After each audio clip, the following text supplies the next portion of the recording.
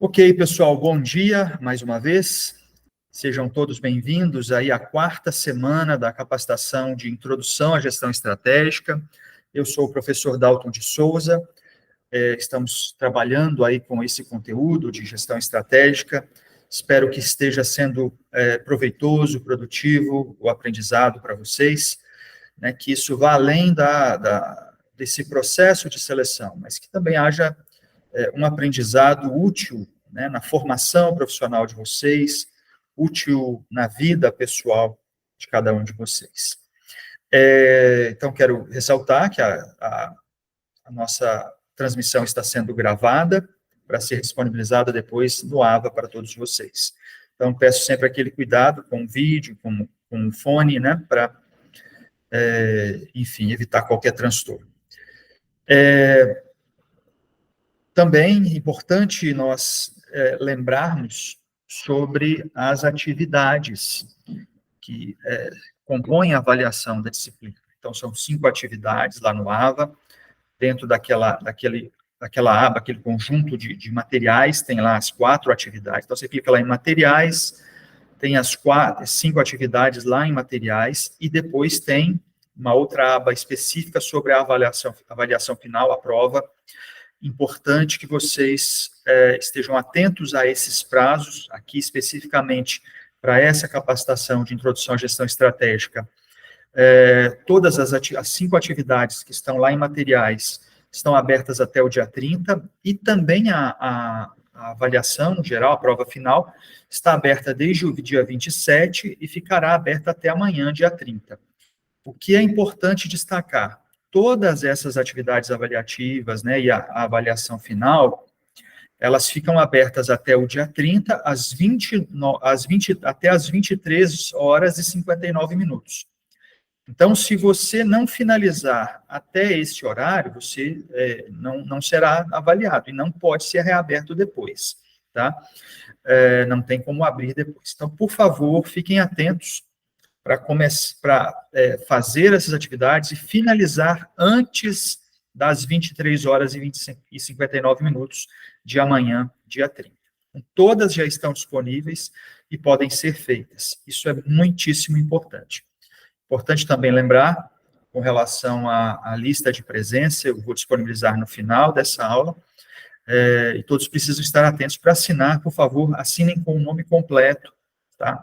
Para facilitar a identificação e evitar aí que nomes semelhantes apareçam ali, se for colocados de forma simplificada. Ok? Bom, nós estamos falando aqui de gestão estratégica, né, uma introdução, uma visão geral sobre gestão estratégica, e nós passamos aí na primeira aula pelo conceito de organização, vimos sobre liderança, sobre o Balance Scorecard, entramos aí na discussão sobre estratégia, definindo o que é estratégia, entramos no Balance Scorecard como um modelo de gestão estratégica, com foco na implementação da estratégia e no controle, né, de resultados da estratégia. Vimos diversos exemplos aí, casos da iniciativa privada, onde nasce esse modelo de BSC. Depois entramos aí com exemplos da iniciativa pública, da gestão pública, e entramos bem especificamente na gestão estratégica do nosso estado, de Mato Grosso do Sul. Falamos sobre governança corporativa também, enfim. Então, todos esses temas nós tratamos aí, entramos muito na discussão do mapa estratégico, do plano plurianual, com toda a estratégia delimitada, vimos o mapa estratégico 2016-2019, o mapa estratégico 2020-2023, e aqui eu vou começar aqui a aula de hoje mostrando o projeto de lei do Plano Plurianual 2024-2027, que foi enviado para a Assembleia Legislativa, está em tramitação na Assembleia Legislativa para aprovação, né,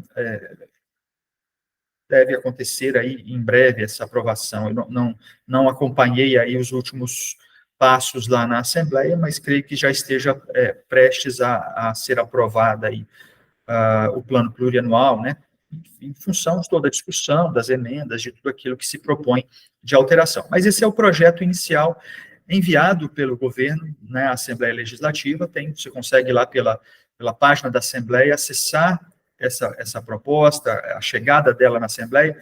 Também tem as informações de todas as emendas apresentadas lá.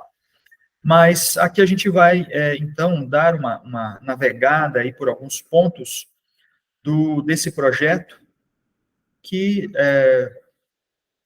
desenvolvido aí a partir da participação social, a participação da sociedade, e que vai se transformar em lei, dando esse horizonte aí de médio prazo, né, para 4 anos, na gestão estratégica do nosso estado de Mato Grosso do Sul. Então, aqui se tem toda a apresentação, né, do governador, do vice-governador, presidência da Assembleia Legislativa, toda Tribunal de Justiça, Procuradoria-Geral, Defensoria Pública, Secretarias de Estado, toda a composição apresentada aqui já no início. Bom,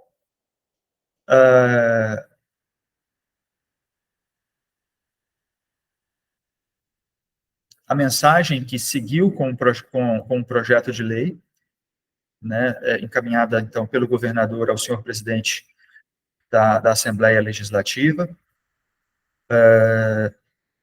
então, assinada aí pelo governador Eduardo Rida, e com esse, então, projeto de lei. E aqui alguns pontos. O primeiro ponto que eu quero trazer aqui a destaque, né, a questão, o artigo 6º aqui desse projeto de lei. O artigo 6º diz que constituem fundamentos da gestão estratégica de governo a visão de futuro, a geração de valor público e eixos temáticos em favor da sociedade, efetivados pela administração pública estadual, direta ou indireta, para o planejamento plurianual desse período 2024-2027. Então, vejam elementos que compõem essa gestão estratégica do Estado: visão de futuro, a geração de valor público e os eixos temáticos em favor da sociedade. Quero destacar aqui, mais uma vez, aquele ponto que eu tratei em aulas anteriores e que rege as nossas vidas, não apenas a administração pública, mas a questão da escassez de recursos. Nós lidamos numa lógica econômica, né, e a gente viu aí, brevemente, o conceito de economia, que é justamente lidar com recursos escassos, dentre alternativas distintas para a aplicação desses recursos, para satisfazer as nossas necessidades humanas. Então, o fato é que cuidar da gestão estratégica, seja numa empresa pública, numa empresa privada, em um órgão público, numa ONG, implica em lidar com escassez, implica lidar com uma escolha daquilo que é prioritário num determinado momento, uma vez que não dá para resolver todos os problemas que se apresentam.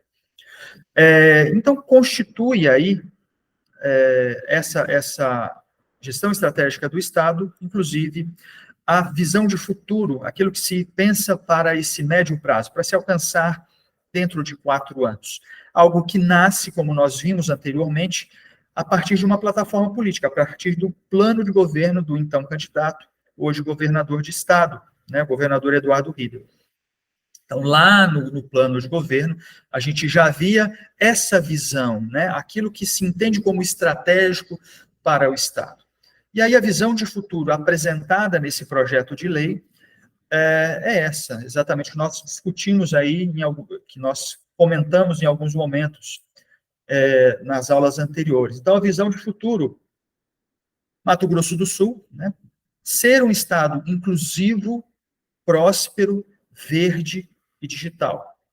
Então, isso que vai apontar para a gestão estratégica do Estado nos próximos 4 anos. Tudo isso a gente vai ver alinhado aos Objetivos de Desenvolvimento Sustentável, aliado ao ouvir a população, ao entender toda a realidade social, de se analisar a realidade do que tem no Estado, de se verificar também a proposta política, a plataforma política do governador, de toda a sua equipe. E aí a gente entra num ponto importante de geração de valor público.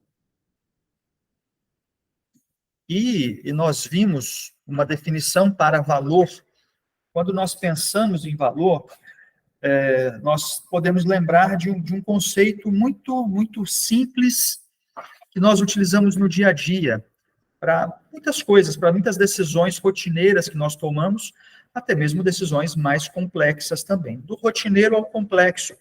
Nós muitas vezes falamos, vai depender da relação custo-benefício. Eu gosto de falar da relação benefício-custo, inverter a fala, porque eu quero, fica mais fácil de entender quando eu falo benefício-custo, porque eu quero sempre que, ao tomar uma decisão, aquilo propicie para mim mais benefícios do que custos, mesmo que a gente considere, mesmo que não, na verdade, considerando não só benefícios objetivos, mas benefícios emocionais, benefícios de ordens diversas aí, e não só o benefício prático, né? Porque, da mesma forma, existem custos que não são apenas financeiros, mas de tempo, emocional, em tudo aquilo que a gente escolhe, decide fazer nas nossas vidas. Então, quando nós pensamos em valor público, né, nós podemos adotar uma lógica semelhante, em que o cidadão percebe que o recurso público ele está sendo bem aplicado, que se consegue cada vez mais fazer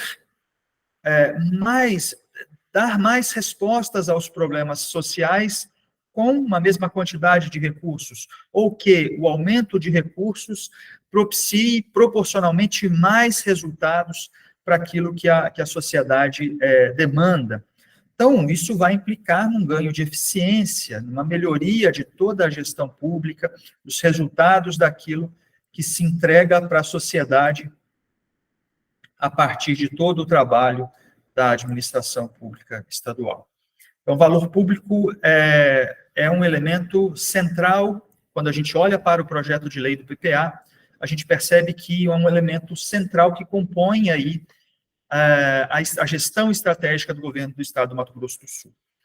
Então, nesse aspecto de geração de valor público, são apontados aí alguns pontos importantes que vão contribuir para a geração do valor público.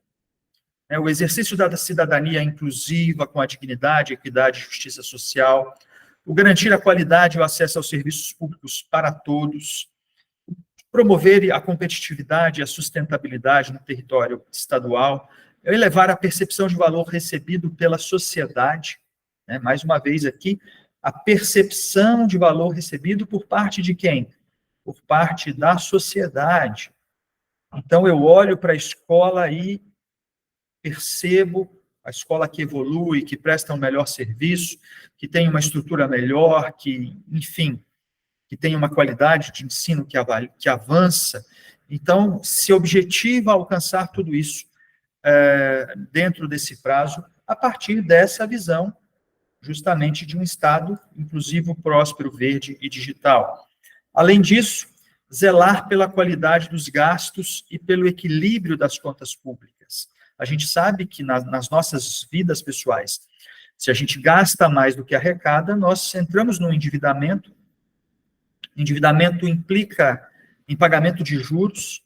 Pagamento de juros implica na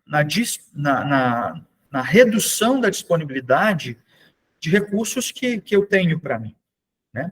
Então, de uma certa forma, o pagamento de juros, o endividamento, o pagamento de juros rouba, entre aspas, retira parte da renda do cidadão ou mesmo do Estado. Porque, vejam, se eu preciso de um recurso adicional, se eu pudesse pagar, se eu preciso de R$1.000 na minha vida pessoal, se eu pudesse, eu pego emprestado sem juros, seria uma maravilha, né? R$1.000 sem juros, pagar em 10 parcelinhas de R$100. Peguei esse dinheiro emprestado. Tá, mas eventualmente se tem um juros em cima ali, então não vou pagar somente R$100 ali em 10 vezes, mas, por exemplo, R$120. Significa que aqueles 20 simplesmente vão ser retirados de parte do meu orçamento. Então, podemos dizer que o endividamento ele acaba reduzindo a renda, seja do indivíduo, seja do Estado, gerando, de certa forma, problemas se esta se torna uma realidade contínua, de um endividamento que vai sendo rolado, que vai sendo aumentado, e vai empobrecendo a população como um todo, quando a gente pensa na realidade estatal, na realidade de governo, né? Seja ele municipal, estadual ou federal. Então, esse é um ponto fundamental na geração de valor para a sociedade. Né? Controlar gastos, equilibrar contas do Estado, para que não haja endividamento, e um endividamento que gere, que roube, né? Que retire recursos da administração pública, porque vai se tornar um custo. Juros são custos. Né? Então, se eu aumento custos, eu reduzo valor, porque valor não está na relação entre benefício e custo. Então, se eu aumento custos, eu estou reduzindo valor que eu entrego para a sociedade. E é por isso que é tão importante zelar pela qualidade dos gastos e pelo equilíbrio das contas do nosso Estado. Então, esse é um valor fundamental aqui dentro do projeto, né, de gestão estratégica, dentro da proposta de gestão estratégica expressa aqui no projeto de lei do PPA. Zelar pela qualidade dos gastos e pelo equilíbrio das contas do Estado. E aí vem eixos temáticos. Então, vejam, toda essa proposição para a gestão estratégica do Estado, que depois nós vamos ver mais à frente aqui no próprio PPA, dando origem ao novo mapa estratégico, né, distinto daqueles outros dois que nós já vimos. Então, dentro dos eixos temáticos, né, o primeiro eixo temático aqui, desenvolvimento social.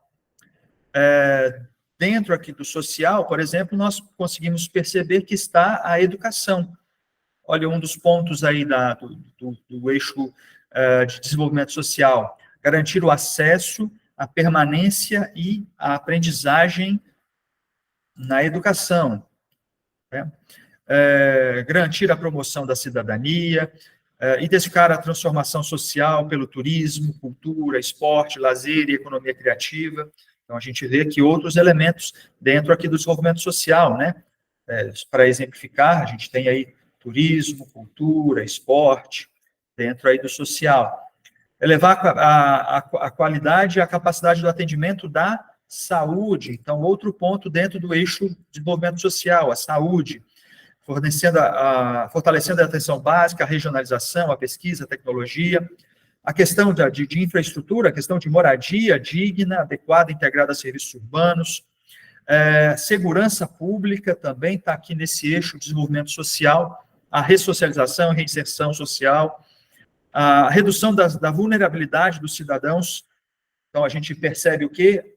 Neste eixo de desenvolvimento social, toda a assistência social, as oportunidades socioeconômicas, a promoção também dos direitos humanos, né? Então, a gente vê que nesse eixo estão pontos centrais aí de preocupação do Estado, né? Da gestão estratégica do nosso Estado. Saúde, educação, segurança, assistência social, turismo, cultura, esporte, lazer, e assim vai.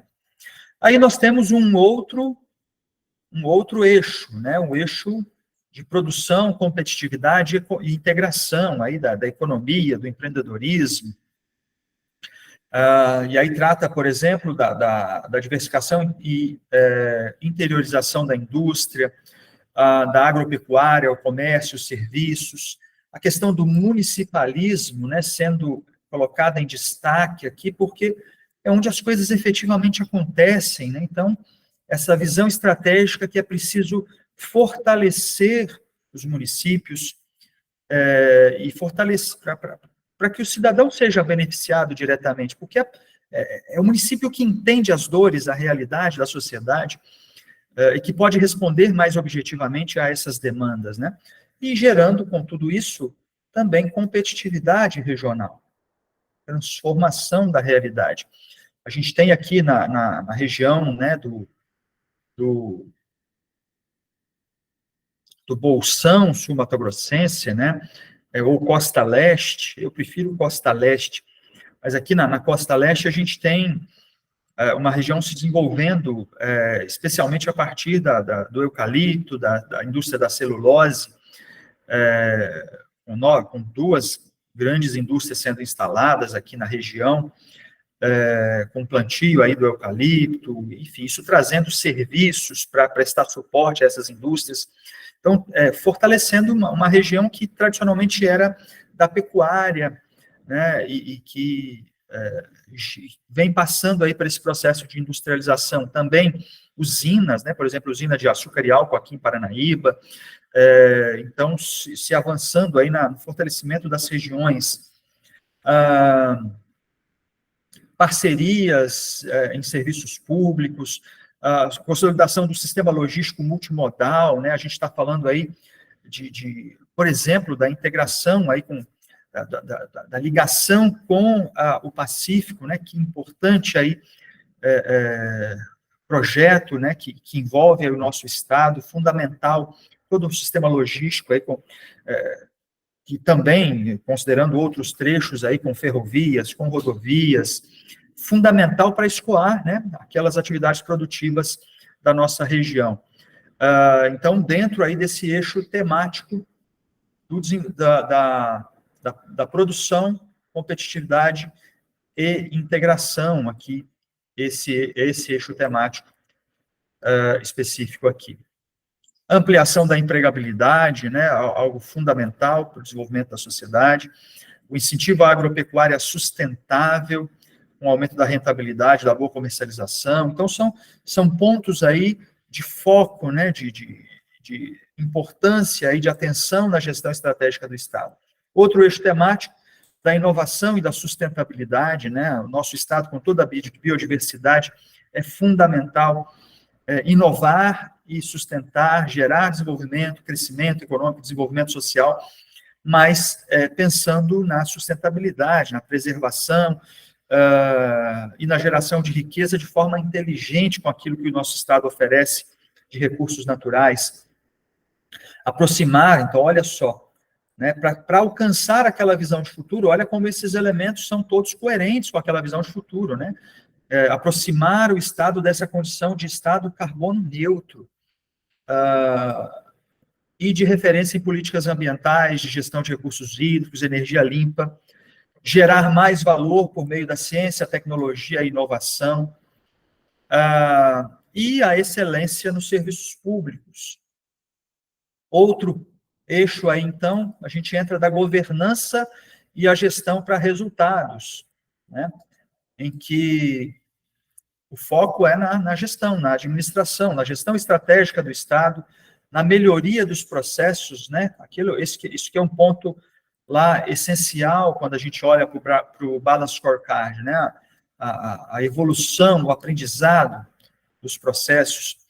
Então, a gestão de pessoas para acontecer de forma inovadora, para avançar, né? Centrada todo o potencial nas demandas do futuro, a gestão da administração e das operações do governo do Estado sendo inovada, aperfeiçoada, modernizada ao longo do tempo, um estilo de governança voltada para resultados, então, que se tenha algo objetivo, né, que se quer alcançar, que as coisas não sejam feitas sem essa coerência de prestar contas, de se ter resultados que se possa mostrar para a sociedade.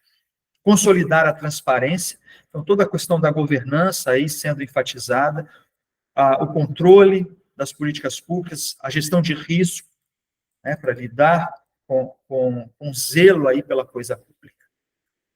Solidez fiscal, que é outro elemento fundamental aí. Então, para que a lei possa vigorar a partir de 1º de janeiro do ano que vem. Está aí a proposta de PPA. Bom, vamos a alguns outros pontos aí que eu quero destacar dentro do nosso PPA, desse projeto de lei. Então, todo o sistema de governança, a gente viu a proposta, como ela é estruturada, de uma outra forma, que aqui nesse projeto ela aparece por meio desse gráfico, bastante interessante para nós aqui, que a gente tem a perspectiva estratégica, a perspectiva tática, a perspectiva operacional. Então, a gente tem desde a governança estratégica, a gestão estratégica, com todas as partes interessadas, aqui a gente tem aqui acima, né? Então, a sociedade civil organizada, as entidades, órgãos e entidades nacionais e internacionais, os poderes legislativo, judiciário, federal, estadual, municipal e municipal, governos federal e municipal. Então, a gente tem aqui visão e princípios, né, que constituem aí todo o sistema de governança da estratégia, cuidando aí, então, de toda essa governança estratégia, o governador, a governadoria, né, a SEGOV, a Secretaria de Governança e Gestão Estratégica, e o Conselho de Governança, composto ali pelos secretários de Estado, Procurador-Geral, Controlador-Geral, com instâncias externas, né, de controle, como as agências reguladoras, os órgãos de fiscalização e controle, como o TCU, a CGU, a própria Assembleia Legislativa, o Tribunal de Contas do Estado, o Judiciário do Estado, o Tribunal de Justiça do Estado, aí a Procuradoria-Geral de Justiça e o Ministério Público Estadual. Nessa perspectiva tática operacional, com as secretarias finalísticas, né, todas as secretarias de Estado, as suas vinculadas, dentro das áreas temáticas, tudo isso sustentado por valores, né, que a gente percebe que é um elemento central, essencial, na constituição da identidade organizacional. E isso, a governadoria é apoiada por comitês internos consultivos, como de recursos humanos, de planejamento, finanças e orçamentos, TI, excelência em gestão, governança corporativa e de monitoramento e avaliação das políticas públicas. Tudo isso com suporte técnico, né, da gestão de pessoas, transformação digital, planejamento e orçamento, inteligência de dados, e assim vai. Então, essa figura dentro do PPA, dentro do projeto de lei do PPA, mostrando para nós todo esse sistema de governança da gestão estratégica do governo do Estado de Mato Grosso do Sul para 2024 a 2027.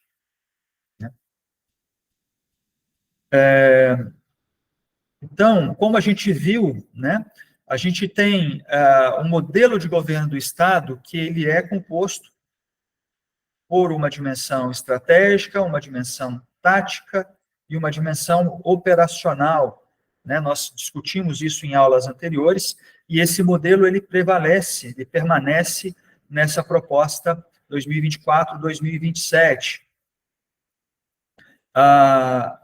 E aí, toda a estrutura do PPA, como ela foi desenvolvida, né, como ela surgiu ao longo desse ano de 2024, o primeiro ano de mandato do governo, quando ela é construída e proposta para, a partir do segundo ano de mandato, por vigência por 4 anos. Então, se teve ali o plano de governo, né, a proposta do então candidato, que, ao assumir isso, contribui, né, isso é parte desse processo de estruturação do PPA, porque se olha para a proposta política, né, para aquilo que se tinha proposto durante a campanha como plano de governo, se tem aquilo que nós comentamos, né, em aulas anteriores, o diagnóstico estratégico da realidade do Estado, das dores da sociedade, dos problemas sociais a serem enfrentados, né, tudo isso analisado sob uma perspectiva, inclusive, das ODS, né, dos Objetivos de Desenvolvimento Sustentável, que são fundamentais aí para que se avance enquanto sociedade, para que se avance enquanto benefícios que são providos aí, que são fornecidos, oferecidos à sociedade. Então, tudo isso ajudou na construção da visão de futuro que nós vimos, alicerçada sobre determinados valores, né, para que se chegasse nas diretrizes, nos eixos que nós vimos lá, as diretrizes, os eixos, e se consolide indicadores de desempenho, metas estadual, e esses objetivos estratégicos dentro dos programas finalísticos dos problemas que são verificados, e aí com objetivos que são traçados para resolver esses problemas, com metas, com serviços e políticas, com ações e atividades dentro desses projetos. Tudo isso numa lógica aqui, né, cada cor representando a dimensão estratégica em azul, a dimensão tática verde e a dimensão operacional em amarelo.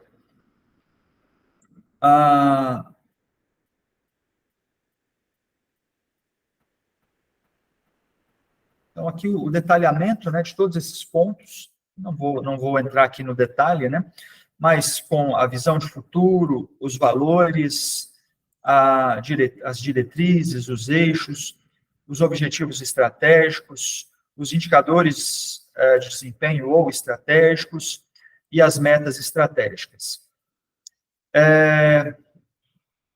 Aqui essa outra figura dentro desse projeto aí para o PPA, né, trazendo todas as etapas que foram consideradas aí, adotadas na elaboração do PPA, também considerando essas dimensões, estratégica, a tática e operacional. Então, na estratégica, se teve aí os fundamentos da dimensão estratégica, né, a análise do plano de governo,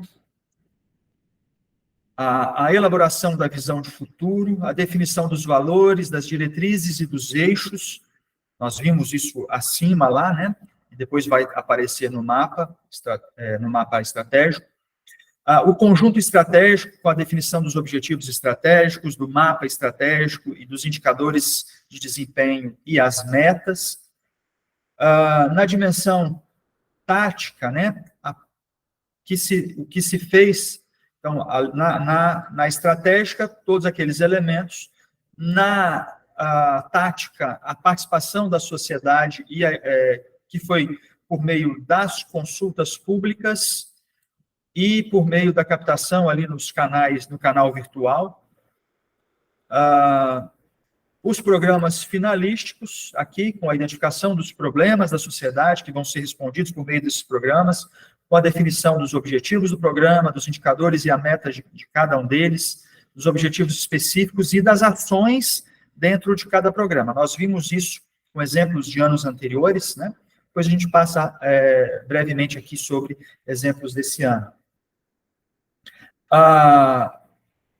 E aí, na perspectiva operacional, toda orçamentação, a projeção das receitas para esses programas, a estruturação de sistemas de planejamento de finanças, a quantificação dos gastos, a priorização das ações dos recursos, né, porque a gente tem que fazer escolhas, porque os recursos, eles são escassos, eles são restritos, e aí é necessário priorizar, para que se possa, então, apresentar esse aqui, né, que é o projeto de lei que nós estamos vendo aqui, que está em discussão na Assembleia.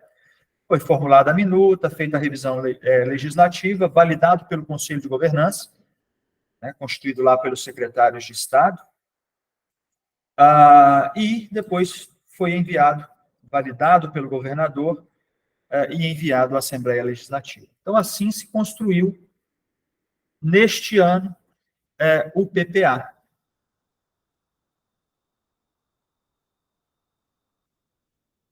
Onde eu quero passar aqui no PPA, vamos avançar um pouco mais aqui, então, dentro do PPA. A participação social, ela aconteceu dessa vez em 3 formas, né? Uma forma nova aqui, que foi o Fórum Interconselhos, né? Então, um fórum de interconselhos com 49 participantes, 15 conselhos de direitos, 2 representantes de comissões intersetoriais, isso foi lá em 15 de junho de 2023. Né? Conselho Estadual de Educação, de Direitos da Criança e Adolescente, né? E uma série de outros conselhos, aí dos 15 conselhos de direitos do nosso Estado. Então, essa aqui foi uma inovação, aí, uma novidade desse momento, desse ano aí, desse novo PPA. Se teve, então, também os encontros regionais, né? A gente viu isso acontecendo no PPA, no outro PPA que a gente trouxe como exemplo, mas dessa vez também, né? Com os 7 encontros regionais em cidades sede, aí, como, por exemplo, Três Lagoas, aqui na Costa Leste, Bonito, e outras cidades mais aí. Então, 7 encontros regionais, um total de 975 participantes, 297 propostas via ofício e formulário impresso. Aconteceu entre 20 de junho e 7 de julho. E a plataforma Você Participa, que estava aberta lá para todos os cidadãos aí do estado participarem. Com uma participação total aí de 1.450 pessoas de forma ativa, aí, o que gerou 5.507 propostas, 5.026 propostas detalhadas em texto. Isso aconteceu, estava aberto o site ali de 20 de junho até 2 de agosto deste ano. Então, assim se ouviu a sociedade para a construção desse PPA.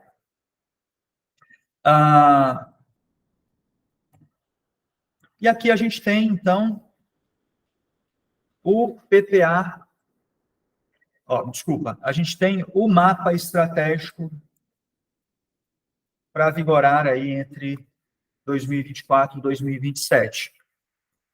Então, esse é o mapa estratégico proposto aí no projeto, né, com a visão de futuro, ser um Estado inclusivo, próspero, verde e digital, com a geração de valor público, a gente viu isso aqui, todos os valores públicos que se quer definir, estavam em texto lá mais acima, eu passei por eles, detalhei eles lá. Então, a geração de valor público, os eixos, né, o eixo de desenvolvimento social, que a gente viu aí envolvendo saúde, educação, segurança pública e outros mais, turismo, lazer e assim vai. Produção e competitividade, a parte aí de economia, de fortalecimento do municipalismo, também vimos isso lá no texto acima. O eixo da inovação e sustentabilidade, e o eixo de governança e gestão para resultados, né, que se busca aí o aprimoramento dos processos da gestão pública, para que se possa avançar aí em termos de aplicação de recursos. Então, está aí o novo mapa estratégico proposto por meio desse projeto de lei, que, de certa forma, ele sintetiza toda essa visão estratégica do atual governador para esse médio prazo aí de 4 anos. Ok? Então, a gente vai lá, por exemplo, aqui nós temos nessa página aqui do projeto de lei, os programas, né? Esses programas estão dentro das secretarias, estão aqui na Secretaria de Estado da Educação. A gente tem o programa 2202, que é o programa de qualidade na educação, que agora adota uma certa mudança aí nos indicadores, né? Por exemplo, agora a taxa de rendimento escolar, a proeficiência via SAEB, que é feita ali pelo INEP, e a proeficiência via SAEMES, né, da Secretaria de Estado da Educação, com os índices de referência aí. Então, indicadores, o programa, você tem os seus indicadores, o objetivo desse programa, né, ampliar o acesso à qualidade da educação e sucesso escolar, com foco no desenvolvimento integral dos estudantes. Um objetivo específico aí, promover o desenvolvimento da educação em todos os níveis de ensino, e algumas ações, né? Então, cada ação, uma previsão orçamentária. Então, por exemplo, a ação 6018, 6018, 6018, com a despesa corrente prevista aí de 11 milhões e despesa de capital de 222 mil, com, então, uma despesa global para essa ação de 11 milhões 246.700 reais para 2024, e uma projeção para os demais anos do plano plurianual, né, 2025, 2026, 2027, de 37.792.709. Depois isso vai sendo ajustado ali a cada ano, a partir do final do ano que vem, né, se ajusta para 2025 e assim sucessivamente. Então, está aqui um exemplo de um programa dentro ali da Secretaria de Educação. Tudo isso derivado de todo esse modelo de gestão estratégica, né? A construção desse PPA, né, a partir dessa lógica de gestão estratégica que deriva do plano de governo, de se fazer um diagnóstico da realidade do Estado, de se ouvir a sociedade, né, e de se propor, então, tudo isso para o novo PPA. Então, aí o exemplo de programa Qualidade na Educação. E aí a gente tem, no projeto, diversos outros programas. Rapidamente aqui, por exemplo, o programa de municipalismo ativo, né, com indicadores aqui, por exemplo, ações de educação para o apoio ao fortalecimento municipal, e assim vai. Uma ação aí, ó, apoiar os municípios em ações e serviços de educação, e assim vai. Então, nós temos aí os diversos programas que se detalhou toda essa parte de análise, de diagnóstico, de decisão, né, na escolha daqueles que são os programas prioritários aí para o período dos 4 anos do plano plurianual. Perfeito, pessoal? Então, está aí o PPA, o projeto do PPA 2024-2027. Então, agora nós vamos para o conteúdo de revisão geral, com alguns conteúdos adicionais aí da nossa capacitação. Vou mudar aqui, então, de slide.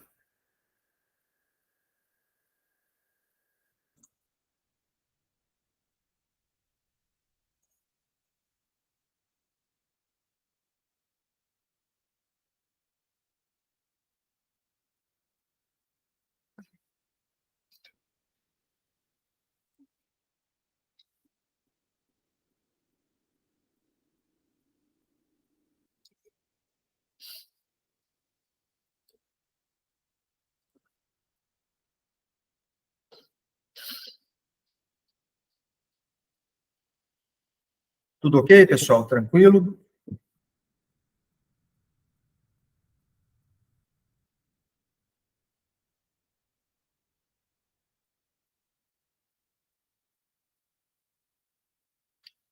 Beleza.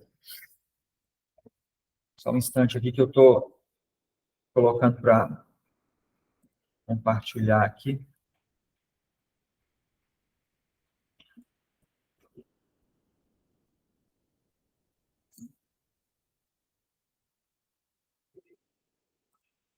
Agora vai.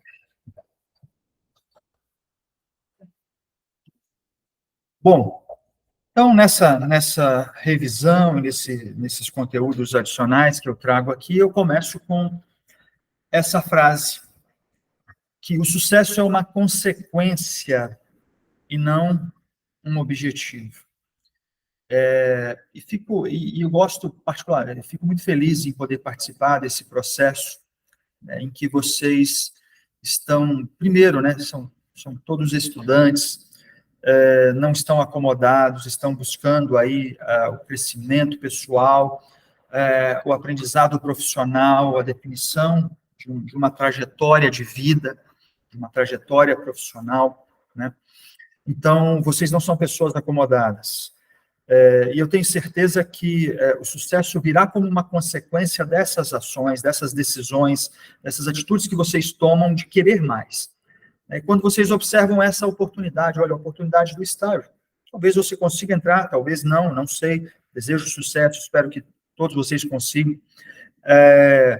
Mas, independente disso, vocês são pessoas que estão buscando fazer diferença nas próprias vidas, né? E aí, o sucesso virá como uma consequência desse desejo de fazer mais, de buscar mais. E aí, você precisa assumir, né, o controle daquilo que você, de fato, espera alcançar no longo prazo. Eu gosto de voltar, nesse ponto aqui, eu gosto de voltar naquele exemplo da Alice no País das Maravilhas, né? Não sei se todos já tinham ficado atentos, isso lá se eu não me engano, na segunda aula, quando a gente fala de estratégia, eu entro com aquele exemplo. Mas a Alice perguntando para o gato qual caminho ela deveria escolher para sair dali. E aí o gato perguntando, onde você quer chegar? Ela, não sei, no entanto que eu saia daqui. Bom, certamente, né, qualquer caminho vai te fazer sair daqui, desde que você ande bastante. Mas naquela moral da história em que, olha, se você não sabe onde quer chegar, qualquer caminho serve. Você vai chegar em algum lugar, naturalmente. Mas será que é o lugar que você sonhou, é o lugar que você desejava estar? Então, vocês, enquanto jovens, né, eu imagino aí que muitos na casa aí dos 18, 19, 20 e poucos anos, né, são muito jovens ainda.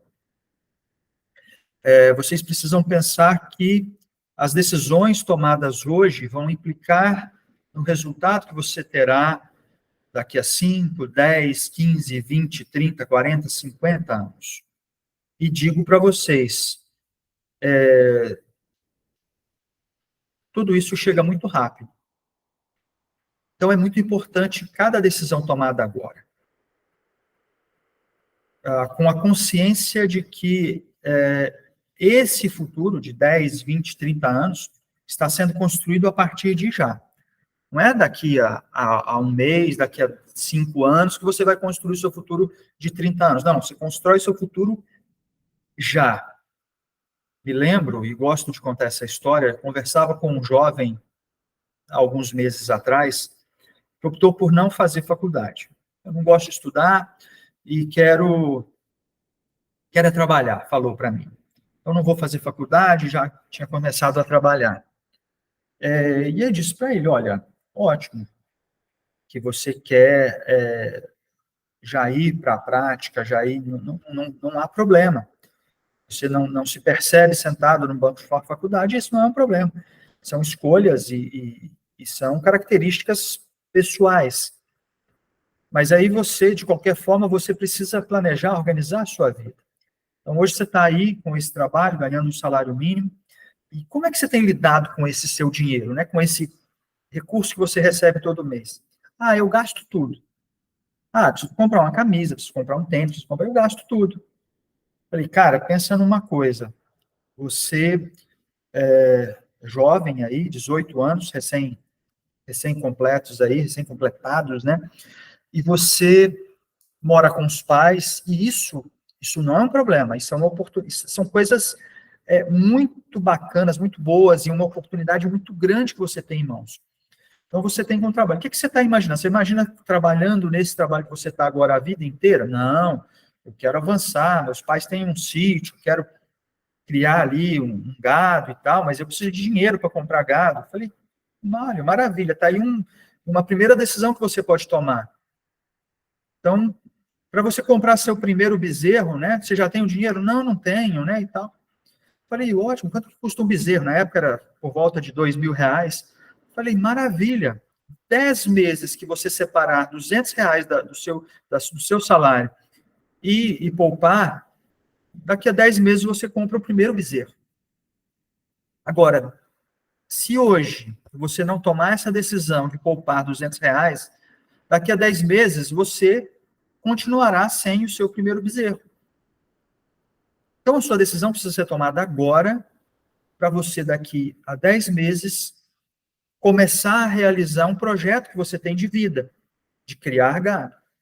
Porque daqui a um tempo esse bezerro cresce, engorda, vira um boi, vai para o abate, você vende, e aí você consegue, de repente, comprar 2 bezerros, daqui a 2 anos, 3 anos, não sei qual o tempo de engorda. Mas então, o que era um bezerro podem virar 2 bezerros sem muito esforço. Mas significa que em 10 meses você tem o primeiro bezerro, depois mais 10 meses, ou seja, daqui a 20 meses, você já vai ter mais um outro bezerro. E assim sucessivamente, onde você vai gerando uma forma alternativa de renda para a sua vida. Agora, se você escolher gastar todo o seu dinheiro para andar na moda, para ter seu tênis. Não estou falando que isso é mal, mas se você gastar todo o seu dinheiro, vão passar 10, 20, 30, 40, 50 meses e você vai estar do mesmo jeito. Nada terá mudado na sua vida. Então, as decisões sobre o seu futuro, elas começam aqui, agora. É um caso muito distinto, talvez, da realidade de vocês, mas eu imagino que muitos de vocês talvez morem ainda com seus pais, né? Para muitos, talvez, o estágio vai ser a primeira forma de trabalho, de remuneração pelo trabalho. Pensem nisso, né? Em não gastar. Eu conversava com uma aluna minha aqui nesse semestre, e ela contou uma história que ilustra bem isso, né?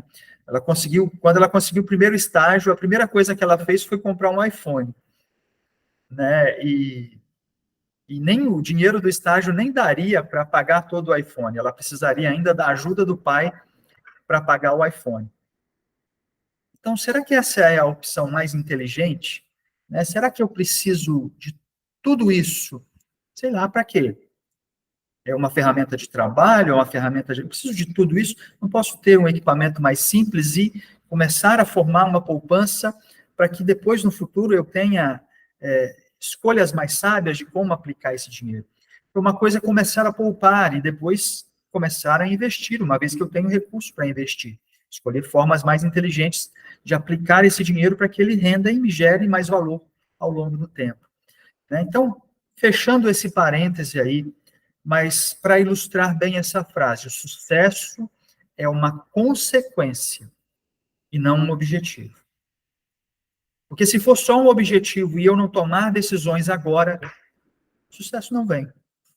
Então, fechando esse parênteses aí, mas eu gosto de ilustrar isso.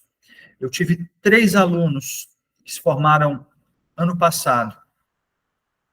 Terminaram ano passado, colaram grau em fevereiro. E eu ministrei uma disciplina para eles, 2 disciplinas lá no primeiro ano, primeiro e segundo semestre. E eu falei sobre finanças pessoais, falei sobre decisões nesse sentido. E eles captaram a mensagem lá no primeiro ano. E um curso noturno, eles trabalhavam.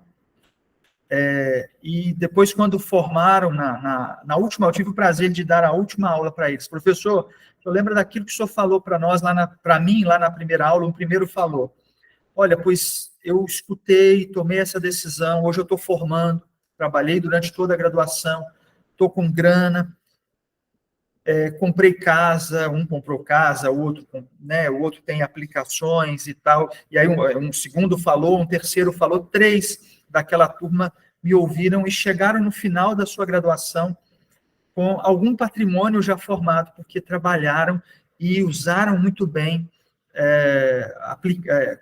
lidaram muito bem com os recursos pessoais, a partir de algumas dicas simples ali de educação financeira. Né? Então, isso vale para a nossa vida pessoal. Desculpem entrar nesse aspecto pessoal, mas eu não resisto, eu sempre preciso falar sobre isso. Então, voltando aqui para a estratégia, né? A estratégia é um quadro que orienta as escolhas. Olha só, mais uma vez a palavrinha fundamental aí, escolhas. Estratégia é um quadro de escolhas que determinam a natureza da organização. Vimos sobre identidade, missão, visão, valores, objetivos e tal. Então, quadro de escolhas que determinam a natureza da organização e a direção que essa organização vai seguir. Isso é estratégia. Quadro de escolhas que determina a natureza da organização e direção da organização. Então, a gente viu que estratégia é muito mais do que só aquela palavrinha na primeira aula, né? Primeira coisa que eu pedi para vocês, olha, sintetizem aí em 3 palavras o que é estratégia. E aí vocês foram colocando, a estratégia, a maioria das palavras que apareceu lá, a maior estava ligado a plano ou planejamento. A gente pode colocar numa palavra só. Então, de modo geral, a visão que as pessoas têm antes de conhecer o que é estratégia é que estratégia é planejamento. A gente viu que nos primórdios, a estratégia estava relacionada muito fortemente ao planejamento. Sim, mas só planejamento não explica o que é estratégia. Estratégia é muito mais do que planejamento. Então, nós discutimos aqui nas aulas anteriores que estratégia tem a ver, em primeiro lugar, com uma definição de identidade da organização. Quem é essa organização? Missão, visão, valores, para que se possa definir objetivos, metas, indicadores e tal. Então, estratégia tem a ver com a definição de identidade organizacional, tem a ver com a análise de ambiente interno e ambiente externo. A gente viu, por exemplo, a análise SWOT, ou FOFA, né? De forças, oportunidades, fraquezas e ameaças. Quando a gente olha para dentro da organização e vê quais são as forças dessa organização que precisam ser bem exploradas, aproveitadas, e quais são as fraquezas que precisam ser trabalhadas para ser resolvidas ali. E aí a gente olha para fora e a gente vê oportunidades, oportunidades para a gente aproveitar, para a gente explorar, e ameaças, para as quais a gente precisa entender como se proteger dessas ameaças. Então, estratégia também tem a ver com análise desses cenários, desses ambientes, tanto interno quanto externo, que envolvem a organização. Vimos que estratégia também tem a ver com governança, um bom governo, uma boa gestão daquilo que está sob a responsabilidade daqueles executivos, daqueles funcionários, daquelas pessoas, porque muitas vezes você tem um monte de interessados, muitas pessoas interessadas naquilo que uma organização faz. Não apenas proprietários, não apenas clientes, mas a sociedade como um todo, governos, enfim, diversos interessados naquilo que uma organização faz. Então, ela precisa de boa governança, porque ela precisa atender a normas, leis, prestar contas para os diversos interessados, dar transparência aos atos que se deve dar transparência, e assim vai. Então, faz parte da estratégia também dar direção, ter uma liderança, alguém que saiba gerir, conduzir os trabalhos dessa organização, né? Também o planejamento e a ação, então, aquele elemento mais naturalmente relacionado à estratégia, que é o planejamento, ele é central, ele é importante, né? As coisas estarem bem organizadas, previstas, ajustadas, e, obviamente, com toda a flexibilidade e adaptação, quando da implementação e da ação e da adaptação no decorrer do processo. Para que se tenha, então, também um elemento de gestão estratégica, que é o controle. Ora, eu defini que eu quero chegar no médio prazo ali, a minha visão de futuro é essa, né? O Estado, né, inclusivo, próspero, verde, digital. Como é que eu vou alcançar isso ao longo de 4 anos? Nós temos aí os contratos de gestão para aquilo que se quer a cada ano. Terminou um ano, vamos analisar, verificar o que alcançamos, o que conseguimos conquistar e onde ainda há muito a avançar. Então, controle fundamental para a estratégia, para saber, olha, nessa direção, nessa caminhada, nesse caminho escolhido, onde eu já cheguei? E onde eu preciso chegar? Que caminho eu preciso repensar esse caminho, mudar a direção? Isso vai ser possível por meio do controle. Então, estratégia implica nesse conjunto de atividades muito mais ampla do que somente planejamento. Definição da identidade, análise de ambiente, de cenários, a governança, a liderança, a direção, o planejamento, a implementação e a ação, e o controle daquilo que está se obtendo ao longo do tempo.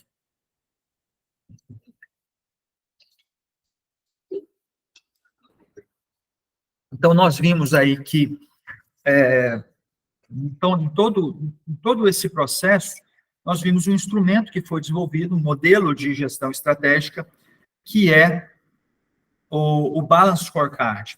E o Balance Scorecard ajudando o quê? Na implementação da estratégia e no controle da estratégia.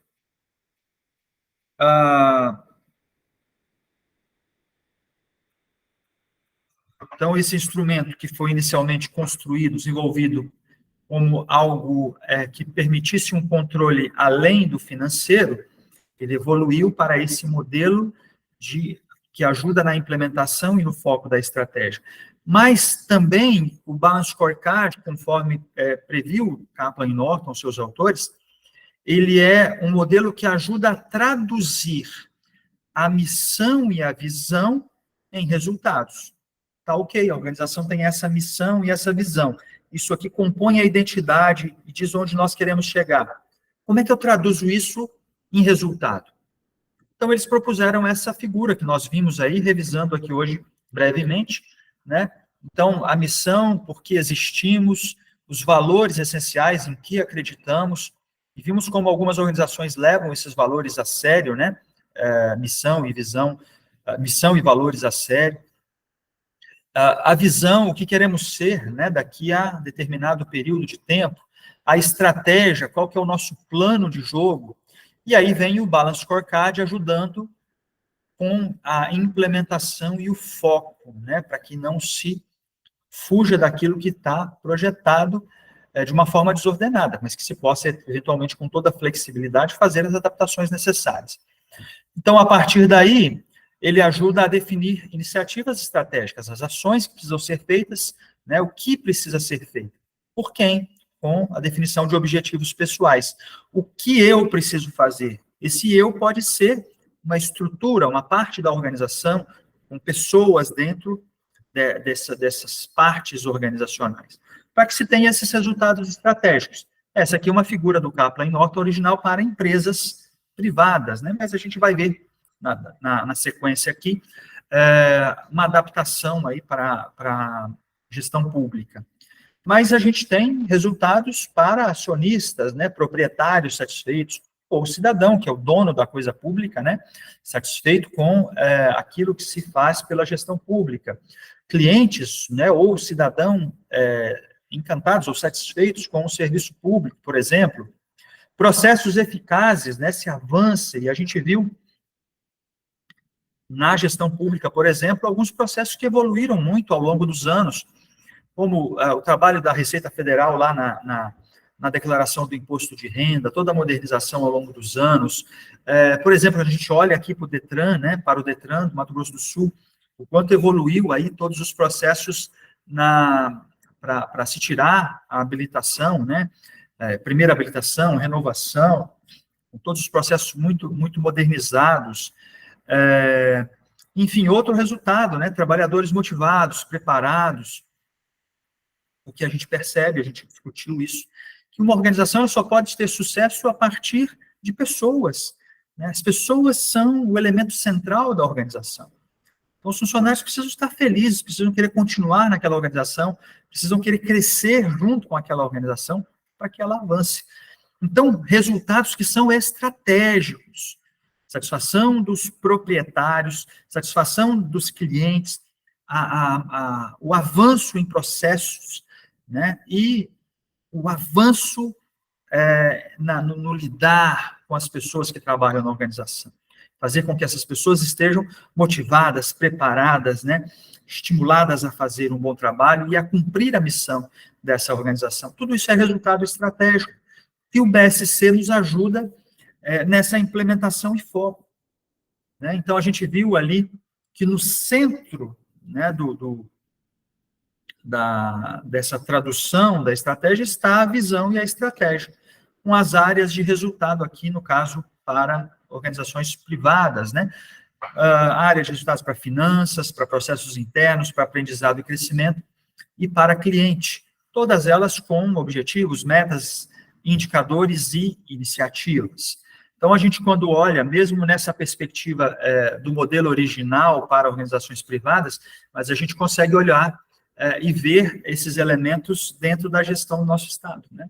Com objetivos, com metas claras, com indicadores, com iniciativas, dentro dos eixos estratégicos ali definidos pelo Estado.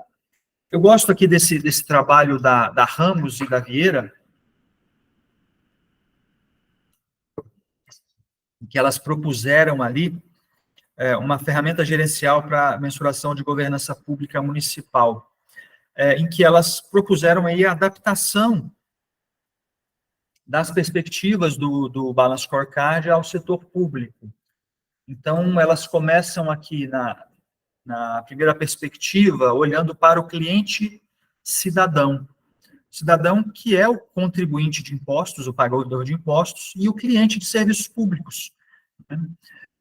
Então, se quer aferir melhores serviços, satisfação do cidadão, demonstrar todos os benefícios e os efeitos diretos e indiretos para o cidadão daquilo que se faz na administração pública. Se olhar para os processos internos, o aperfeiçoamento ou novos processos, a inovação no serviço público, a eficiência para ampliação da população que é beneficiada pelos serviços públicos.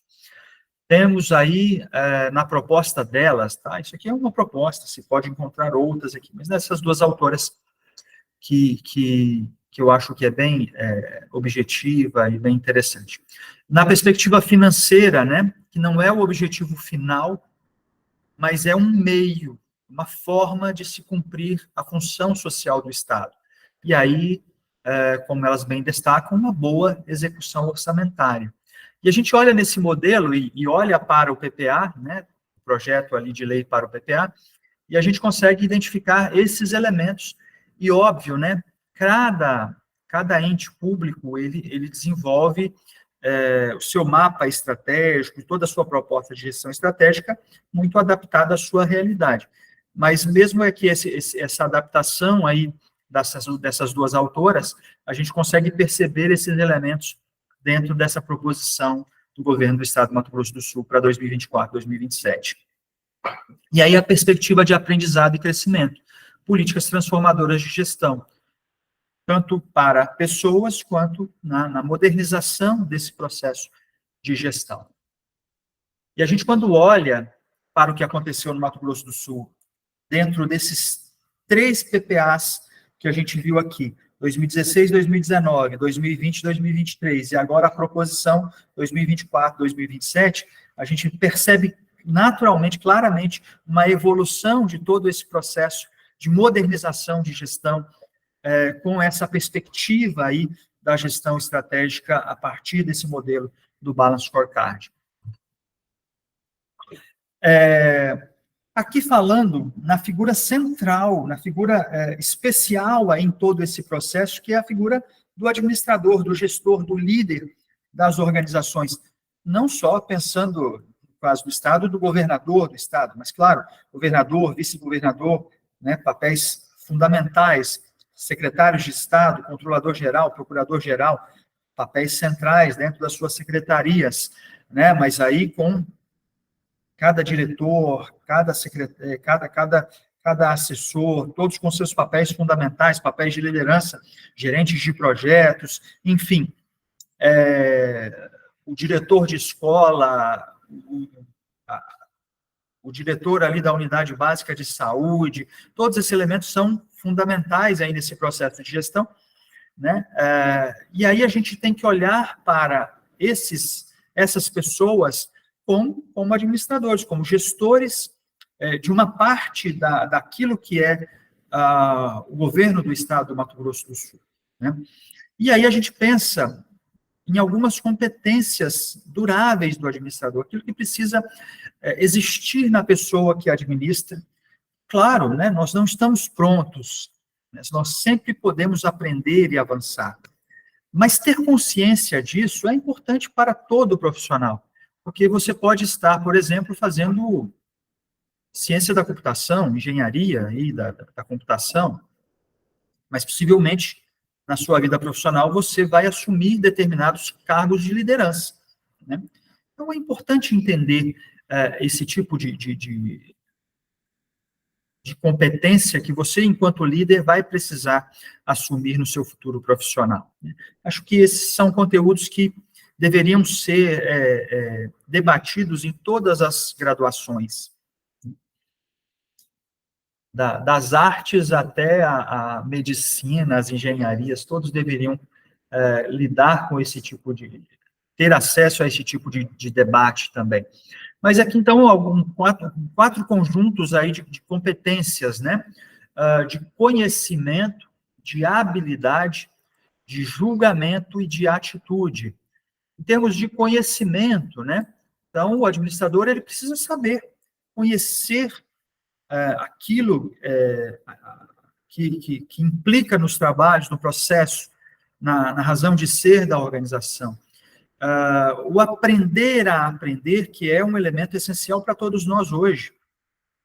Diferente do passado, que você terminava uma graduação, você já tinha um emprego garantido, e aquele conhecimento ele era válido por anos ou talvez décadas.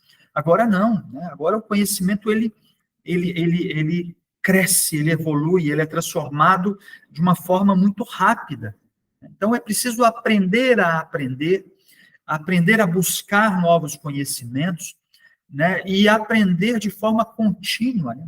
Não se fala mais um conhecimento que termina aqui, mas que continua por toda a nossa vida. Então, é preciso ampliar conhecimento, transmitir conhecimento para as pessoas dentro da organização, compartilhar isso para que a organização cresça. E esse é um papel fundamental na figura do executivo, do gestor, que também precisa ser hábil, precisa ter habilidades, precisa saber fazer. Não basta conhecer, mas precisa saber fazer, precisa saber aplicar esse conhecimento. Né? Então, precisa, para isso, de uma visão global e sistêmica, sabendo que uma decisão aqui implica em diversos outros processos, em diversas outras realidades. É preciso ter essa visão ampla de todas as decisões que são tomadas. Precisa saber resolver problemas, em saber fazer e fazer muito bem feito, em trabalhar com os outros. Não basta eu saber fazer tudo sozinho e não delegar e resolver todos os problemas. Preciso ter essa capacidade de liderar pessoas e lidar com elas, agir com elas para a consecução dos resultados da organização. E proporcionar soluções. Né? Então, tem que ter essa capacidade, essa habilidade também de proporcionar soluções. Então, para isso, é preciso essa habilidade, essa competência de julgamento, de saber analisar, de avaliar uma situação, de avaliar um problema, se valer de dados e informação, processar isso, compreender toda essa realidade, gerar conhecimento para a tomada de decisão, ter um espírito crítico, né, capaz de julgar esses fatos e ponderar com equilíbrio e definir prioridades, fazer escolhas. Julgamento implica nas escolhas daquilo que é prioritário para o momento. E aí, a partir de tudo isso, é preciso atitude. Saber fazer acontecer. As coisas precisam acontecer. Né? Preciso agir. Não pode ser alguém que fica ali esperando, mas ter essa atitude empreendedora de entender novas possibilidades, novas oportunidades, seja para explorar internamente, avançar, inovar, seja para avançar, mesmo que em cenários que não eram imaginados anteriormente. Então, essa atitude empreendedora que vai gerar inovação, né? Então, ele precisa ser o cara que provoca mudança, que assume riscos, que tem foco no resultado e que deseja autorrealização, deseja chegar num nível em que supera tudo aquilo que ele já conquistou. Né? Então, essas competências são importantes aí no gestor. Conhecimento, habilidade, julgamento e a atitude. Então, tudo isso gera aquilo que se pode chamar de 3 faces do executivo moderno. Então, ele é o empreendedor, é aquele que assume riscos, tem iniciativa, cria e inova, tem um espírito empreendedor, faz, ou seja, aquele cara que gera mudança e inovação. Ser empreendedor é mudar, inovar, explorar novas possibilidades, novas oportunidades antes não exploradas. Só que aí entra uma outra face importante. Ao mesmo tempo, aquele cara que gera mudança e inovação, identifica oportunidades para empreender. Veja, não estou falando empreender em termos de mercado somente, mas empreender enquanto numa ONG, enquanto no governo, né? Empreender significa mudar, inovar, explorar uma oportunidade nova dentro daquilo que você faz. Né? Empreender pode ser empreender numa sala de aula, o professor empreender, buscar um método novo de trabalhar, né? Inovador, e assim vai. Mas, ao mesmo tempo que se busca mudança e inovação, quando você faz algo, mudar, inovador, não, de qualquer jeito, não é de qualquer jeito. Então, se chega a uma oportunidade de fazer algo diferente, inovador, isso precisa ser estruturado. E aí entra o papel do gestor. É o cara que planeja, que organiza, que dirige, que desenvolve, que controla. Então, o gestor, ele empreendeu, o gestor vem, né? Aqui, o meu eu empreendedor provocou mudança e inovação. Agora, o meu eu, a minha face de gestor, precisa promover ordem e eficácia naquilo que é novo. Porque senão não faz sentido, né? A coisa se perde. Então, eu preciso proporcionar ordem e eficácia com planejamento, organização, direção, desenvolvimento, controle daquilo que é feito. E, por fim, né, a outra face desse gestor é aquele que lida com pessoas, que vai fazer com que as pessoas se sintam estimuladas, né, que gere estímulos para que elas se sintam motivadas a trabalhar, a estar junto com outras pessoas, a se unir a pessoas, a apoiar, a criar equipes, a impulsionar. Então, essa é uma face do executivo moderno de liderança, né, de fazer com que as pessoas queiram trabalhar com ele, se sintam estimuladas, né, motivadas a trabalhar com ele. Isso vai gerar o quê? Dinamismo e produtividade. Então, essas são as três faces do executivo moderno. Empreendedor, que gera mudança e inovação, o gestor, que proporciona ordem e eficácia, e o líder, que gera dinamismo e produtividade. A boa notícia é que isso tem que estar tudo numa mesma pessoa, né? E esse é o grande desafio. Talvez a pessoa seja ótima para empreender, mas um desastre para transformar aquilo ali num processo ordenado e eficaz. E é por isso que, óbvio, isso é exigido do gestor, mas é por isso que, se ele souber liderar, ele vai, com a cooperação das pessoas, também tapar aquelas lacunas naquelas áreas onde ele não tem tanta capacidade. Né? A lógica é não ser individualista, a lógica é que com o trabalho cooperativo se avance muito mais. Né? Sozinho, eu gosto de uma frase que brinca, sozinho eu posso ir até mais rápido, né? Mas com outras pessoas eu posso ir mais longe, posso avançar mais. Então, aprender a lidar, a trabalhar com pessoas.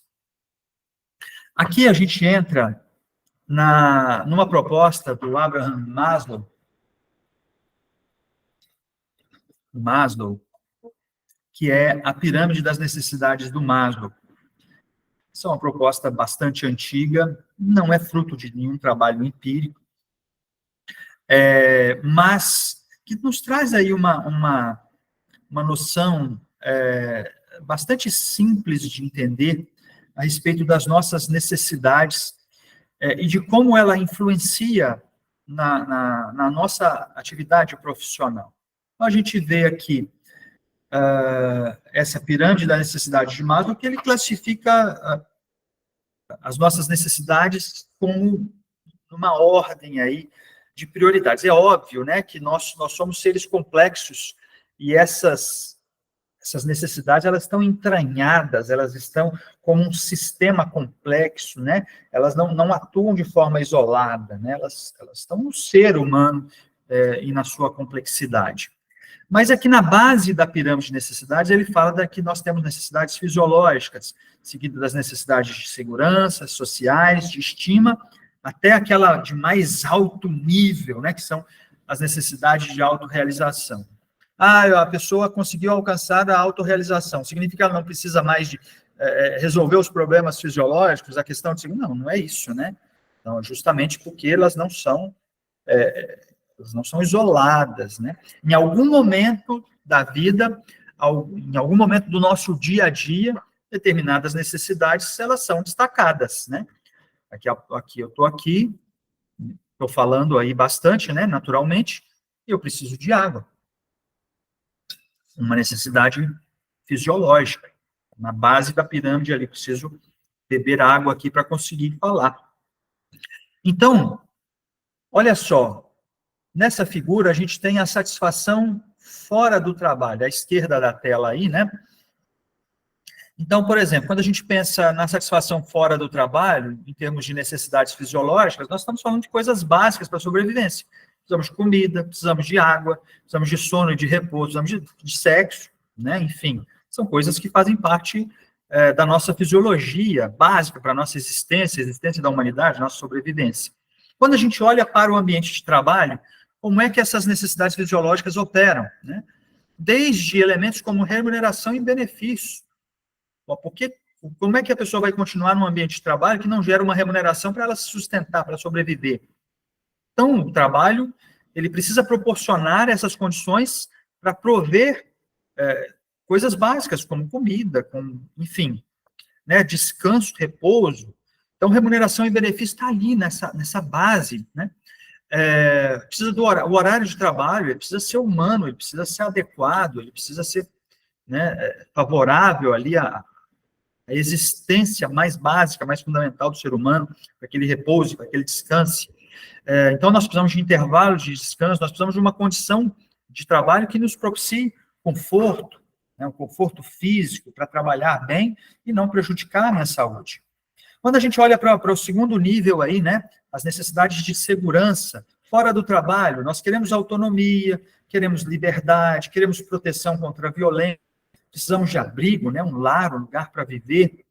Mas no ambiente de trabalho, quando a gente pensa nas necessidades de segurança, precisa de um ambiente seguro de trabalho. Né? Um ambiente que não seja insalubre, que não seja, enfim, que tenha condições adequadas de trabalho. Eu quero permanecer no trabalho, imagina, trabalhar numa empresa em que uma empresa privada está à beira da falência, a pessoa nunca sabe se a empresa vai quebrar, não vai, se vai ser demitido, se não vai, se vai receber o salário, se não vai, enfim. Né, as pessoas querem ter essa segurança de que podem permanecer no trabalho, que ali elas vão estar protegidas, seguras para trabalhar. Né? A gente vai para um segundo conjunto de necessidades que surgem aí nas organizações e que implicam todo esse processo de gestão estratégica, que são as necessidades sociais. Né? A gente pertence, faz parte de famílias, a gente quer ter grupo de amigos, a gente entra na faculdade, né? A gente, será que eu vou encontrar pessoas com quem eu vou ter afinidade, vou fazer a minha panelinha ali, a gente começa, faz uma panelinha, às vezes adapta, muda de panelinha, mas geralmente tem aquelas panelinhas que duram o curso todo, aquelas amizades que vão para o resto da vida, né? Então, a gente quer participar de grupos sociais, de clubes, né, pertencer a uma determinada comunidade, e assim vai. A gente tem essas necessidades sociais, participar de uma igreja, de um clube, enfim. Dentro do ambiente de trabalho, quando a gente pensa em necessidades sociais, a gente pensa na amizade com os colegas, na camaradagem, na interação com os clientes, às vezes até na geração de vínculos com clientes, na chefia que é amigável, que exerce um trabalho com profissionalismo, ética e respeito, são necessidades sociais. A gente parte para o outro conjunto de necessidades que o Maslow apresenta, que são as necessidades de estima, né? A gente quer se sentir aprovado pela família, que a família nos ama, né, nos respeita, a gente quer se sentir aprovado pelos amigos, reconhecido pelos amigos, pela família, pela comunidade, isso no aspecto fora do trabalho. Quando a gente olha para essa necessidade no ambiente de trabalho, a gente pensa que a gente quer ser reconhecido pelo trabalho que faz, né? Olha, parabéns, seu trabalho muito bem feito, um tapinha nas costas, coisas assim que são importantes, né? Ser querido pelos clientes ali, nossa, é muito bom ser atendido por essa pessoa e tal. Receber responsabilidades, né? Muito bom no ambiente de trabalho perceber que o líder confia, atribui a você responsabilidades, para que você, em todo esse cenário, você sinta orgulho de fazer parte daquela organização. Se sinta feliz de falar assim, olha, vocês, né, vão estagiar, eu estagio ali, naquela organização, que bacana aquele trabalho que é feito lá, é muito legal trabalhar lá, nossa, eu tenho amizade com as pessoas são muito profissionais, muito conhecimento, eu estou aprendendo muito. Então, você chega nesse nível de orgulho por pertencer àquela organização. E também a possibilidade de promoções, de crescer no trabalho, de ter novas responsabilidades, nova remuneração melhor, né, novos benefícios, e assim vai. Até chegar no último nível, né, de autorrealização, o último nível de necessidades, né, enfim, nessa proposta do Maslow, fora do ambiente de trabalho. A educação, né, a formação profissional, o crescimento pessoal, perceber que está evoluindo, avançando na vida, conquistando coisas, né, que sonhou, que trabalhou para conquistar, de repente ali, pertencer até mesmo, né, numa religião e descobrir, olha, ali naquela religião eu me encontrei um sentido da vida, só um exemplo, né? Passatempos, eu, por exemplo, sou fotógrafo amador, né? É um hobby para mim, gosto de fotografia. Dentro da UFMS, aí já participei alguns anos ali com fotografias publicadas no calendário da universidade, né? Desse ano não, mas do próximo ano eu tenho uma foto que vai ser publicada do próximo ano. Tive uma foto publicada ali do Paliteiro, né? Que é o monumento ali, símbolo da UFMS, com uma sombra, ficou muito bacana a foto. Então, é um passatempo que eu me sinto realizado, de tirar essas fotografias. Comecei ano passado esse passatempo, né? Já fazia fotos com o celular, mas ano passado comecei a avançar um pouquinho, comprei câmera, comprei lente, né? Antes fazia fotos só com o celular, agora, além do celular, eu utilizo câmera. E acho bacana isso, os formandos do ano passado, né? Fiz ali algumas fotografias deles de uma forma mais informal e tal, e o resultado ficou bem legal, né? Tenho lá meu Instagram, né? Com essas fotos publicadas, e acho bacana isso, me sinto realizado fazendo essas fotografias, compartilhando, fotografando pessoas, paisagens, né? A gente quer isso. E aí, quando a gente traz isso para o ambiente de trabalho, o que a gente espera? Que o trabalho seja desafiador, né? Poxa, eu não estou ali para apertar parafuso o dia inteiro. Aquele trabalho me desafia, exige de mim, faz com que eu pesquise, busque, cresça, né? O trabalho ele tem diversidade, eu não fico fazendo uma coisa só, tenho várias coisas para fazer, né? Isso faz parte ali do desafio desse trabalho. Eu tenho autonomia para determinadas coisas, tomar decisão, sem ter que ficar consultando outras pessoas toda hora. Aquele trabalho me gera crescimento pessoal, eu posso participar das decisões, eu sou ouvido. Então, tudo isso no ambiente de trabalho, fundamental. Por quê? O que é importante, por que eu trouxe isso aqui a respeito de pessoas e das suas necessidades, quando a gente fala de gestão estratégica? Porque as pessoas, como eu disse antes, são o aspecto central da gestão estratégica. Sem pessoas, não podemos avançar.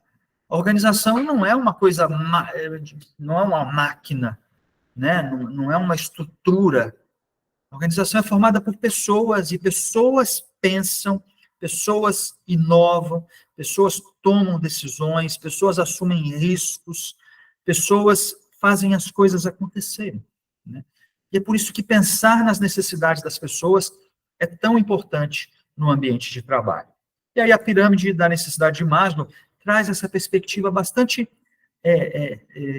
fácil de entendermos aí o papel das necessidades que temos no ambiente de trabalho. Ok, pessoal? Está claro isso?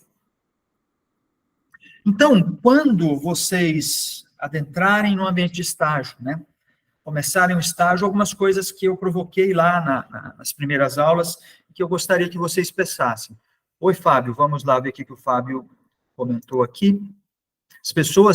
Fábio Ramos, as pessoas são de extrema importância para o sucesso de uma organização, pois são elas que gerenciam e comandam a empresa. São elas que executam, controlam atividades e processos. São as pessoas também que consomem os produtos de uma determinada empresa. Exatamente isso, Fábio, perfeito. É gente, né, cara? Tudo tem a ver com gente. E aí, infelizmente, algumas organizações não entendem isso e tratam pessoas de qualquer forma. A gente tem que superar isso e entender. Costumo dizer que o cliente nem é o mais importante para a organização. O mais importante para a organização são os seus trabalhadores. Cara, porque se eu tratar muito bem, se eu valorizar, se eu souber liderar, cativar, motivar meus trabalhadores, eles se sentirem ali importantes, desafiados na organização, cara, essas pessoas vão fazer com que os clientes queiram estar naquela organização, seja ela pública ou privada. Poxa, que legal chegar naquele posto de saúde e os atendentes estão tão felizes, tão motivados, o médico está ali, faz um trabalho tão cuidadoso, amoroso com as pessoas. Que bacana, eu quero ali, eu vou buscar o posto de saúde quando eu precisar, né? Porque as pessoas ali são tão motivadas, né? Então, gente é o mais importante nas organizações, né? Então, são centrais aí quando a gente pensa na gestão estratégica. Então, no estágio, lembrem-se do que nós discutimos no início aí da capacitação. Qual é o negócio do órgão onde você vai estagiar? E aí, para pensar no negócio, quem é o seu cliente? O cliente interno e o cliente externo, né? As outras pessoas que vão depender de mim. Eu vou, eventualmente, lidar só com o público interno. De repente, eu vou trabalhar só provendo serviços para pessoas dentro da organização. Às vezes, eu vou prover serviços para um cidadão, para gente de fora da organização. Então, quem é esse cliente? E quais são as necessidades, os desejos e as expectativas desse cliente? Então, eu olho para o negócio, entre aspas, desse órgão, né, a partir da perspectiva do cliente, do que ele espera da minha organização, né? Então, como esse meu cliente define valor? Ou seja, como ele define benefícios e custos de se relacionar com aquele órgão, né, com aquela organização. Benefícios e custos implicando, por exemplo, tempo e dinheiro, emoção envolvida ali naquele relacionamento com aquela organização. Então, fatores que vão envolver a análise do valor do cliente cidadão. Reputação daquele órgão, daquela organização, a imagem da organização, a satisfação que ele consegue ter ao relacionar com aquela organização, o quão acessível é o relacionamento com essa organização, a qualidade, o serviço prestado. Então, tudo isso implicando na definição de valor para o cliente. E qual inovação é possível em serviços, em produtos ou processos daquela organização? Às vezes, a gente está tão envolvido no dia a dia daquela organização onde a gente trabalha já há anos, por exemplo, e nós, como funcionários ali daquela organização, não conseguimos, às vezes, enxergar que uma coisa pode ser mudada. E, às vezes, é tão básico. Aí você chega, enquanto estagiário, você... Não estou entendendo por que a coisa é feita desse jeito, se podia ser feito assim, assim, assim. De repente, você, na oportunidade, apresenta, olha, podia ser mudado isso, né? Quem sabe se fizesse assim. E aí a pessoa, nossa, é mesmo, porque nunca ninguém pensou nisso? Porque quem vem com uma visão externa, uma perspectiva nova, né, e vocês que são jovens, eventualmente conseguem identificar essas oportunidades de melhoria, de inovação, de aperfeiçoamento, de avanço, de empreender, né, dentro ali daquele órgão que você vai estagiar. Então, alguns pontos aí para vocês refletirem sobre isso.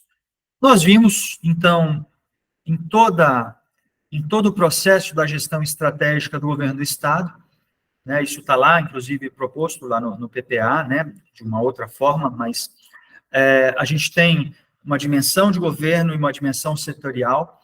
Na dimensão de governo, a gente tem, por exemplo, a estratégia de governo, né, representada ali pelo mapa estratégico, né, esse que está vigorando até esse ano. O mapa estratégico, na perspectiva estratégica da dimensão de governo, lá do governador, né, dando origem à estratégia institucional, lá na dimensão setorial, ou seja, nas secretarias. Toda essa estratégia de governo dando origem ao PPA, dentro do PPA, na perspectiva tática de governo, e lá na perspectiva tática setorial aos programas, dentro da perspectiva operacional, na dimensão de governo, os contratos de gestão assinados entre governador e secretários, e lá na perspectiva das secretarias, na dimensão setorial, né, a perspectiva operacional, a definição de indicadores e projetos dentro ali dos contratos de gestão. A gente viu, né, então, o mapa estratégico 2016-2019, né, então, nessa primeira perspectiva aí de PSC, na lógica da gestão do Estado, que a gente está discutindo aqui. Então, a primeira que a gente vê aí em 2016, 2019, tinha lá essa visão de futuro, Mato Grosso do Sul, um bom lugar para viver e investir, com qualidade de vida e prioridade nas pessoas, com princípios norteadores, com esses eixos que foram especificados. Depois evoluiu, né? Aqui a gente tem, por exemplo, no eixo infraestrutura, a melhoria da estrutura de saneamento ambiental. Depois a gente vai ver a evolução para o mapa estratégico 2020-2023, mas dentro do eixo infraestrutura, naquele mapa estratégico 2016-2019, nós tínhamos a melhoria da estrutura de saneamento ambiental.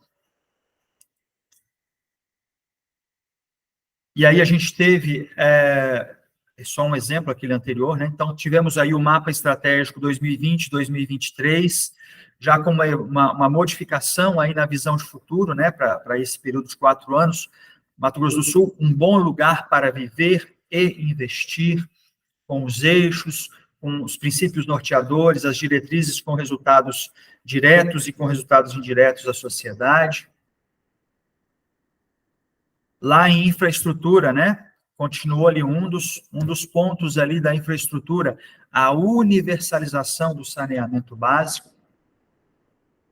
Aí a gente olha em termos de saneamento básico, né, que eu peguei como exemplo ali dos 2 PPAs, né, mas lá, ó, por exemplo, em 2014, nós tínhamos um percentual de atendimento de esgoto no estado que era apenas, né, a média geral do estado, de 28,34%. Em 2018, chegando ali a 40,62%.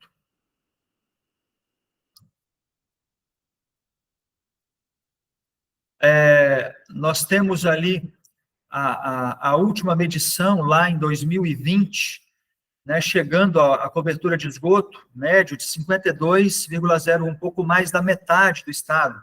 Quando a gente olha, se a gente olhasse lá o primeiro dado lá em 2014, a gente viu que avançou bastante, mas tinha muito ainda a avançar, né, sob responsabilidade da Sanesul, aqui embaixo, né, a fonte desse dado. Então, índice de cobertura de esgoto, universalização do saneamento básico, 52,01% em 2020, a última medição. A gente teve aí o contrato de gestão que foi assinado em 2019, com a meta que era lá em 2019 de 48%. Então, a meta 2019 era atingir 48%. Contrato de gestão, a meta para atingir, contrato de gestão de 2022, a meta para se alcançar em 2022 era de 65%. Aí, a gente olha, claro, né, a gente viu ali aquelas médias são do estado como um todo, mas se a gente pega, por exemplo, aqui da parte da Sanesul, lá em 2019, contrato de gestão assinado em 2019 para a cidade de Chapadão do Sul, Amambaia, Naurilândia, Aquidauana e outras, era se alcançar 60% ali de cobertura de esgoto, né? Quando a gente olha as entregas anuais do contrato de gestão 2022, a gente vê Chapadão do Sul já um percentual de 100%, então de 60% para 100% na proposição para 2022. Então, a gente vai vendo uma evolução ali ao longo do tempo, mas quando a gente olha aqui mesmo nesse contrato de gestão lá de 2022, a gente tem cidades ainda onde está muito baixa, né? Amambai, 30% somente, né? Carapó, 50%, Água Clara, 40%, enquanto outras cidades já a proposição de 100%, como Bataguaçu, Carapó, Maracaju e outras cidades aí a mais. Então, é um desafio e algo essencial, né? Aqui em Paranaíba, quando eu vim para cá em 2009, os índices também acho que giravam na casa aí dos 30 e poucos por cento. A maioria das casas aqui ainda eram fossas, né? Extremamente desagradável, que ele enchia, precisava ser esvaziado, às vezes vazava, o odor, aquilo é extremamente desagradável e, né, eventualmente com riscos à saúde das pessoas, né? evoluiu muito. Então, Paranaíba, por exemplo, se eu não me engano, hoje deve estar bem próximo aí da universalização. Não estou com um dado aqui, não me lembro. Mas Paranaíba avançou muito aí, com muitos investimentos nesses últimos anos aí, em termos de cobertura de esgotamento sanitário, essencial para a saúde da população. A gente olha para o contrato de gestão que foi assinado esse ano entre o governador Eduardo Riedel, Renato Marcílio, diretor da Sanesul, e o Hélio Pelufo, secretário de Estado de Infraestrutura e Logística. Então, a média aí para percentual de cobertura de esgotamento sanitário de 62%, né, até o final desse ano de 2023. Então, é um print aí do contrato de gestão 2023. Então, a gente sai lá de uma realidade, lá que a gente olha o gráfico, né, com os dados de 2014, né, então o esgoto era 28%. Então, a gente chega em 2023, um contrato de gestão propondo a média estadual, né, uma cobertura média de 62%, já com algumas cidades atingindo 100%.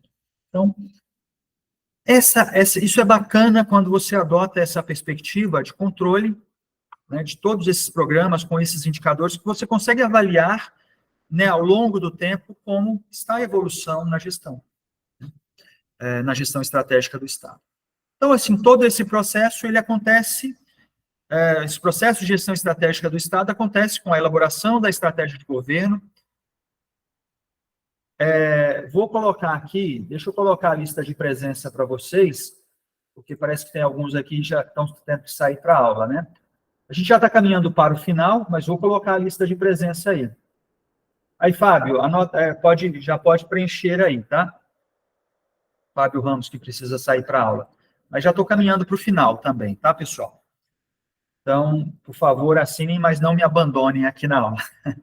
Nós já estamos caminhando para o final. Então, a gente viu tudo isso aí, o processo de gestão estratégica, a elaboração da estratégia do governo, a elaboração do plano plurianual, o plano institucional nas secretarias, a pactuação dos contratos de gestão anualmente, e todo o monitoramento e avaliação que nós vimos, inclusive, na aula anterior, que você vai lá na Secretaria de Governo, você tem o documento com a avaliação dos resultados de cada contrato de gestão. Perfeito? A gente tem aqui, né, printei lá, tem a notícia em junho, né, quando aconteceram ali os encontros regionais para a elaboração do PPA. Três Lagoas foi a primeira cidade a receber os encontros regionais. Depois eles aconteceram em Bonito, Coxim, Corumbá, Naviraí e também em Campo Grande, no encontro final. Aqui um print da matéria que falou do encontro final na Câmara em Campo Grande. Um print aqui do site, você participa.ms.gov.br, que estava aberto até 31 de julho, para participação popular, ali na elaboração do PPA. E aí a gente tem aqui, a gente viu já no PPA, mas aquela que é a nova visão de futuro do PPA 2024-2027, visão de futuro do atual governo do Estado. Mato Grosso do Sul, próspero, verde, digital e inclusivo. Ok? Então, a gente tem aí essa frase do Louis Pasteur, né? O acaso favorece a mente preparada. Vocês estão se preparando, né? Vocês estão se preparando cada vez mais, buscando oportunidades, se dedicando aos seus estudos. Vocês estão preparando suas mentes. O acaso certamente vai favorecê-los, porque vocês não são pessoas acomodadas. Vocês querem avançar cada vez mais.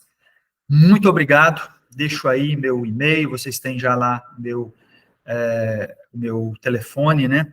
Fico à disposição aí para contribuir naquilo que eu puder na formação de vocês. Agradeço muito aí por essa oportunidade, por esse trabalho, por estarem comigo, pela paciência de vocês. Um grande abraço, desejo muito sucesso, que Deus abençoe tremendamente cada um de vocês. Vou interromper aqui a gravação, né? Muito obrigado, pessoal. Por favor, não esqueçam de assinar a lista de presença, tá joia? Extremamente importante. Um grande abraço para todos vocês. Vou parar aqui a gravação. Até mais.